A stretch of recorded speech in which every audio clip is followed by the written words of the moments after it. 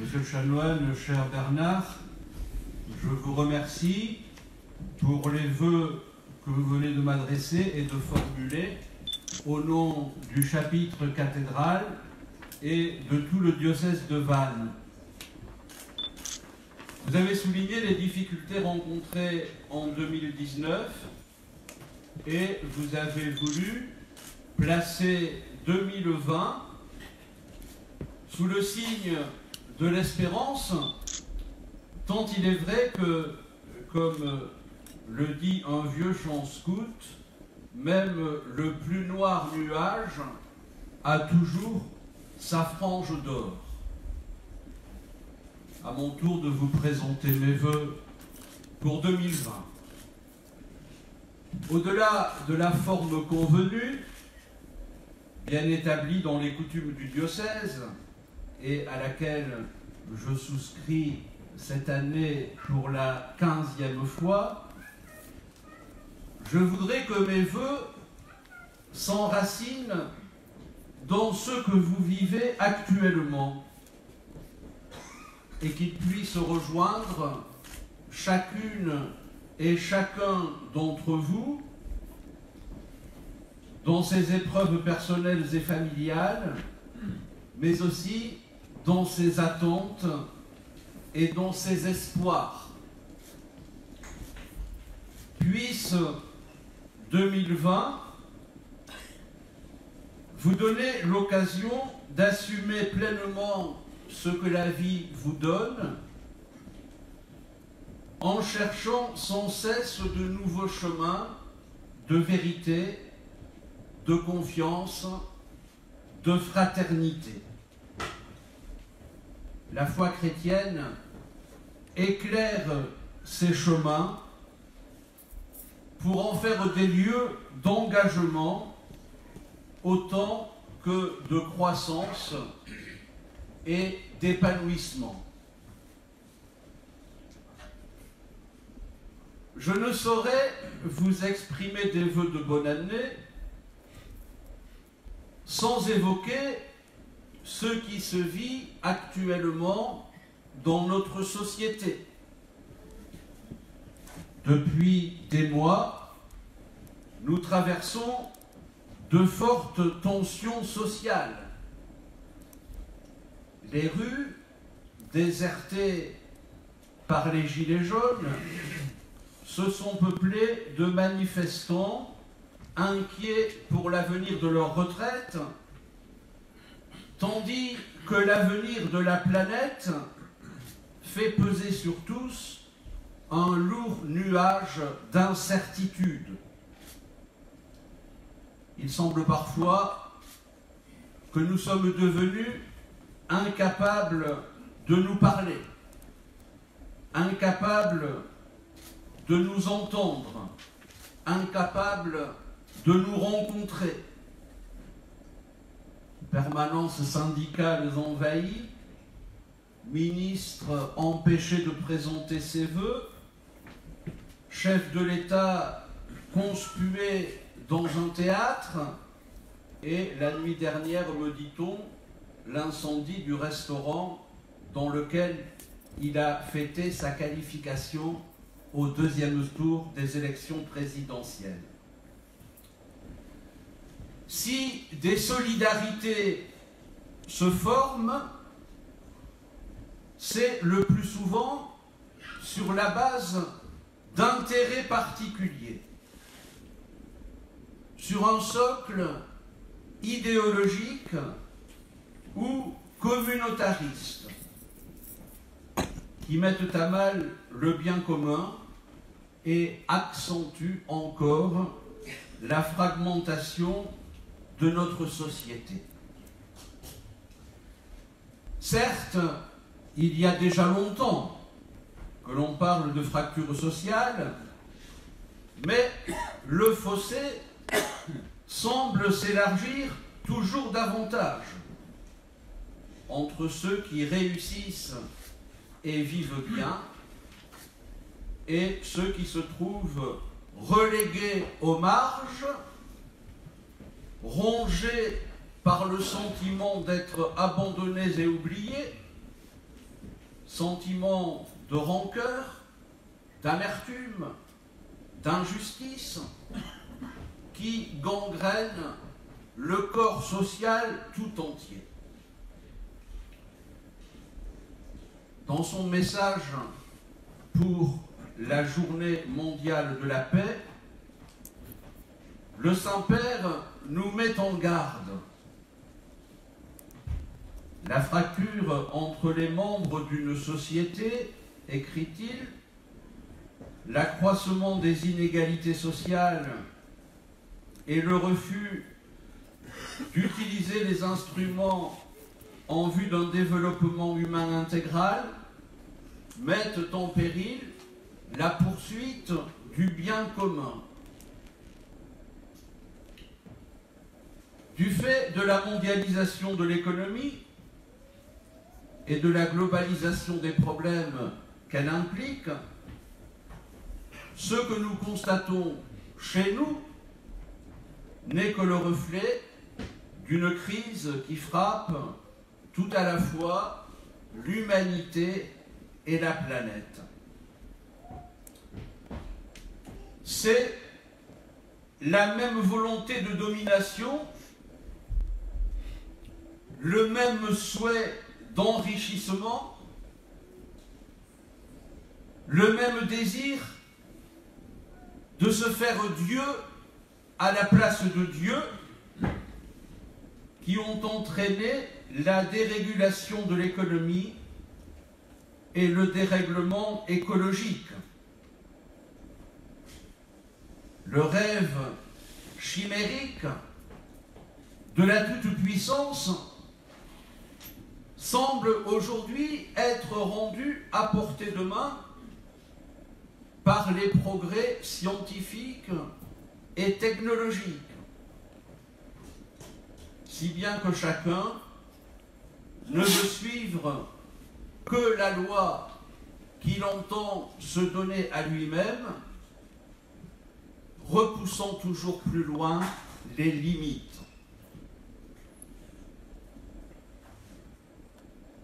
Quand nous savons nous inscrire dans le temps long de l'histoire, nous pouvons pressentir où tout cela conduit. Du péché originel au déluge, en passant par la tour de Babel, l'histoire sainte est riche d'exemples éclairants qui nous montrent que plusieurs fois déjà, l'humain s'est retrouvé dans une impasse. Aujourd'hui, des voix s'élèvent qui nous donnent à croire que l'homme étant le principal responsable de la crise écologique, il faut voir en lui le prédateur du monde et qu'il faut souhaiter sa disparition. Les antispécistes nous présentent une vision du monde qui réduit l'homme au rang d'un animal indistinct des autres, plus dangereux que les autres, et dont la seule spécificité serait une capacité de nuisance supérieure. À travers cela, plus encore que la modernité, ce serait la conception judéo-chrétienne du monde qui serait mise en cause. Se référant au premier chapitre de la Genèse, « Emplissez la terre et soumettez-la », ils imaginent que le texte sacré a donné à l'homme un blanc-seing pour agir à sa guise contre le reste de la nature. Ils oublient que le deuxième chapitre de la Genèse explicite et définit le sens qu'il faut donner au verbe soumettre. Dieu prit l'homme et l'établit dans le jardin d'Éden pour le cultiver et le garder. Ils oublient que le Dieu qui se révèle au peuple hébreu est le Dieu de l'alliance. La première est l'alliance avec Noé. Ce n'est pas seulement une alliance avec l'humanité sauvée du déluge, c'est une alliance avec tous les êtres animés, tous les êtres vivants, oiseaux, bestiaux, que Dieu a chargé l'homme de sauver avec lui. Ainsi, parler de l'alliance en passant sous silence les plantes, les animaux, la nature tout entière, c'est limiter notre regard et étriquer notre foi. Les humains que nous sommes sont appelés à respecter ce monde que Dieu a créé.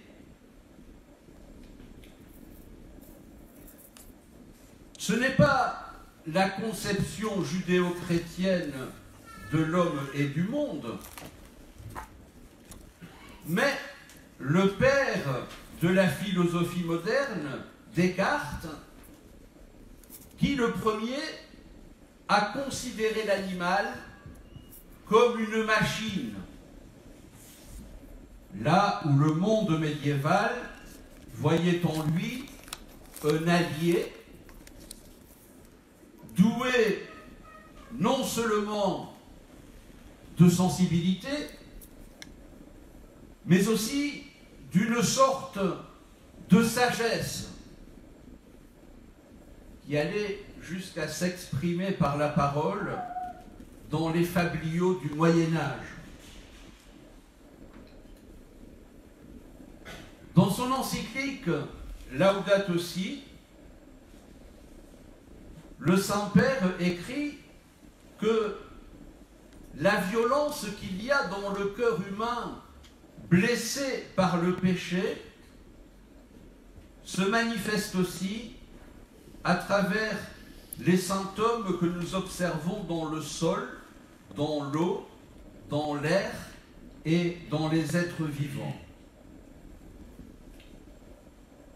Refusant de ne considérer que les symptômes, comme le font d'ordinaire les écologistes, le pape nous invite à rechercher les causes profondes d'une telle situation, afin de pouvoir proposer une écologie qui, dans ses différentes dimensions, incorpore la place spécifique de l'être humain dans ce monde et ses relations avec la réalité qui l'entoure.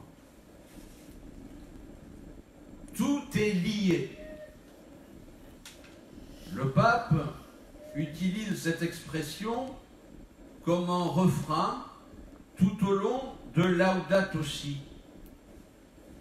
Paix, justice et sauvegarde de la création sont trois thèmes absolument liés qui ne pourront pas être mis à part ou traités séparément. Tout est lié. Il faut donc une préoccupation pour l'environnement unie à un amour sincère pour les êtres humains et à un engagement constant pour les problèmes de société. Parce que tout est lié, l'espérance de surmonter la crise actuelle ne peut reposer que sur une redécouverte et un approfondissement de l'alliance. C'est en ce sens que le Saint-Père appelle à une véritable conversion. Nous avons besoin d'une conversion qui nous unisse tous, écrit-il, parce que le défi environnemental que nous vivons et ses racines humaines nous concernent et nous touchent tous. C'est ce vœu de conversion que je voudrais formuler en ce début d'année. Nous avons célébré l'an dernier, le chanoine Thérault nous l'a rappelé, le jubilé de Saint-Vincent Ferrier, qui a proclamé à travers l'Europe de son temps l'urgence de la conversion. La conversion est nécessaire à toutes les époques et dans toutes et chacune de nos vies. Mais il y a des moments où nous en percevons la nécessité jusqu'à l'angoisse.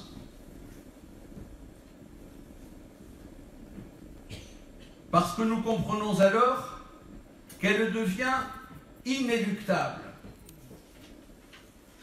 La crise écologique, écrit le Saint-Père, est un appel à une profonde conversion intérieure.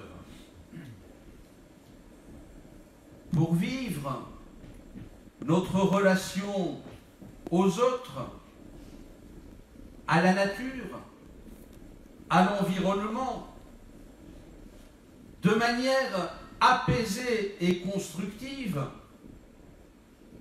il nous faut entrer, il nous faut rentrer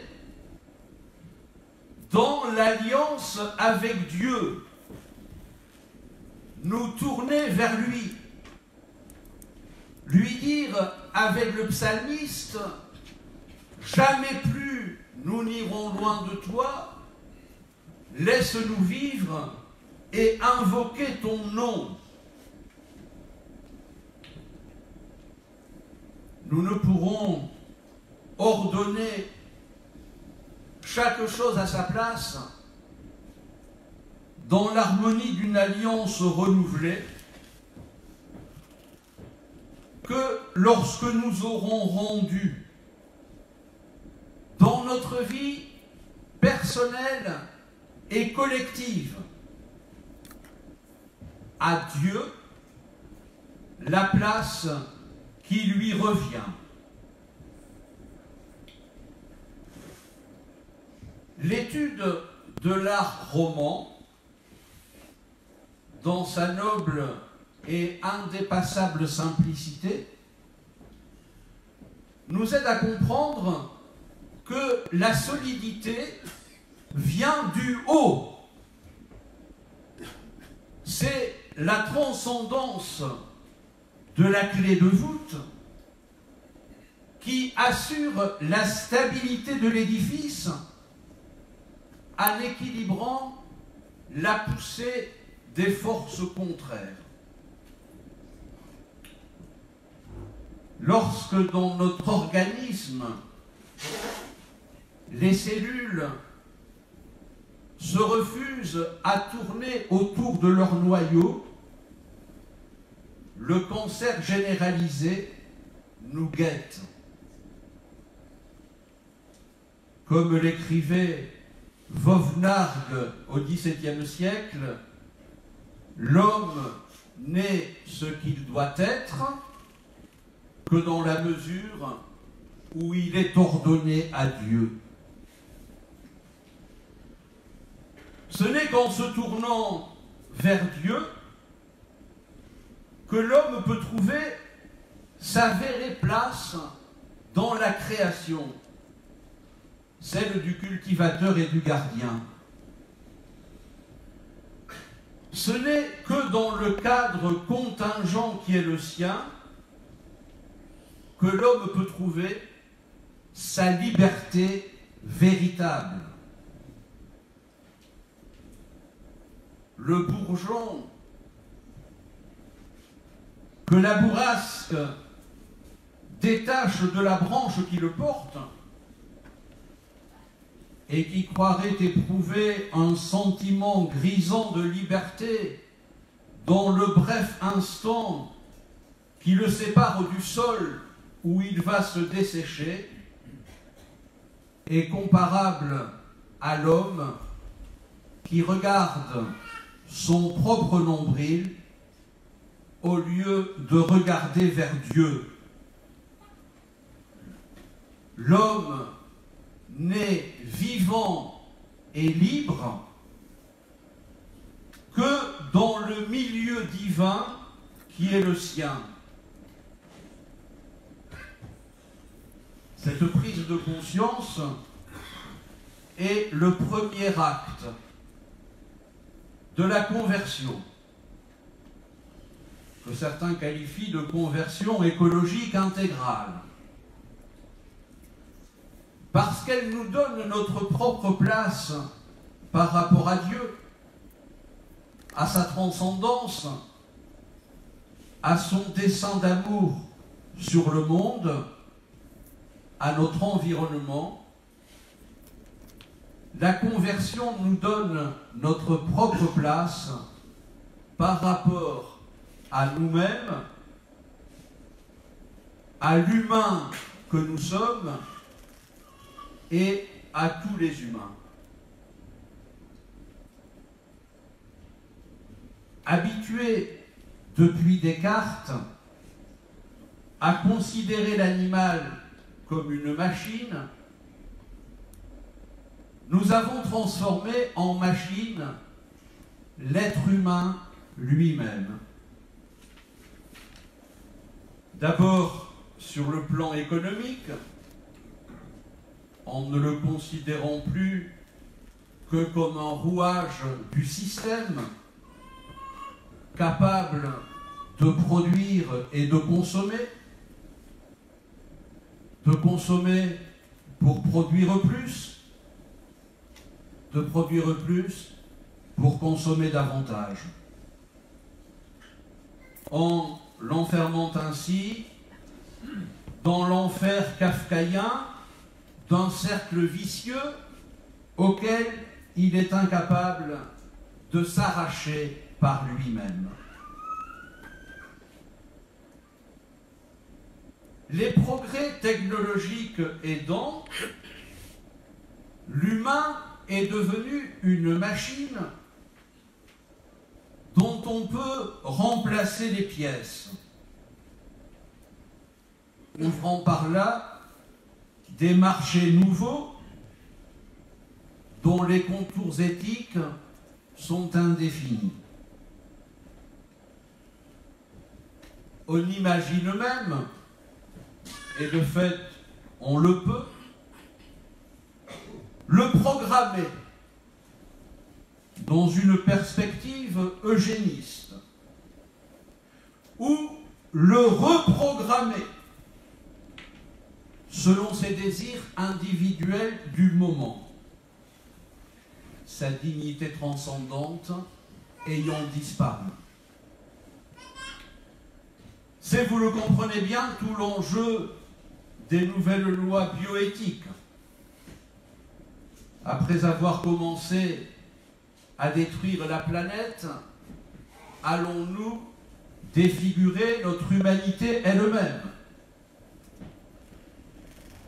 Comment se fait-il que notre société, devenue soucieuse à juste titre du respect de l'écologie pour le climat et la planète, le soit si peu quand il s'agit de l'humanité?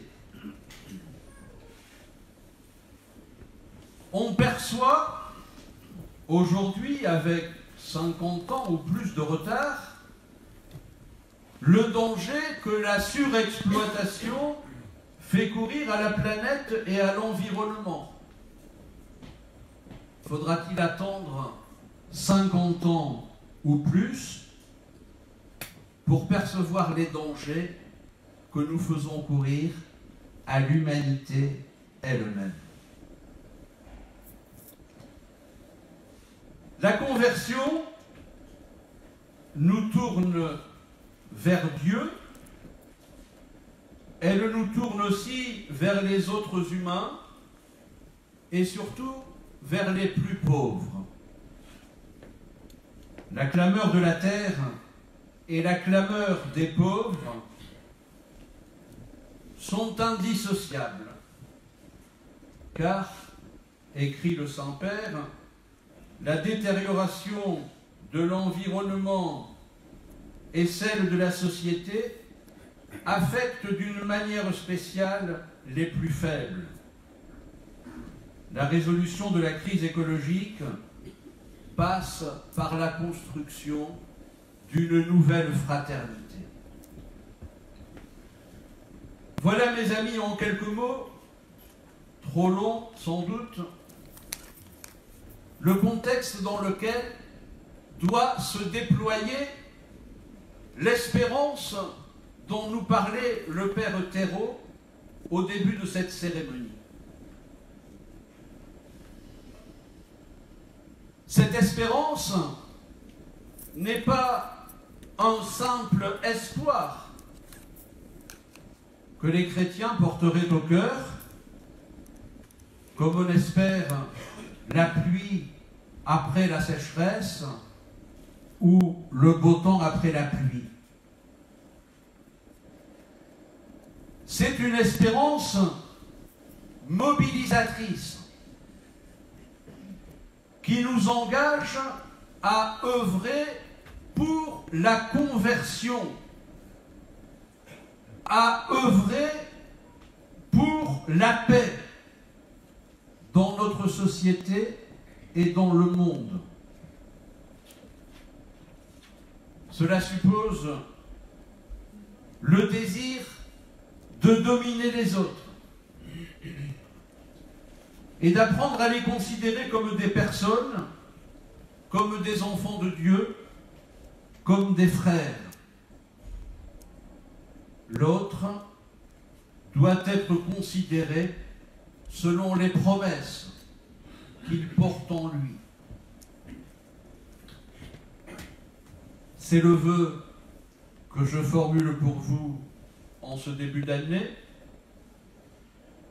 que le Seigneur nous donne la joie de voir ce qui est juste et la force de l'accomplir. C'est ainsi que 2020 sera l'année bonne, sainte et heureuse que je vous souhaite à toutes, à tous et à chacun. Je vous remercie.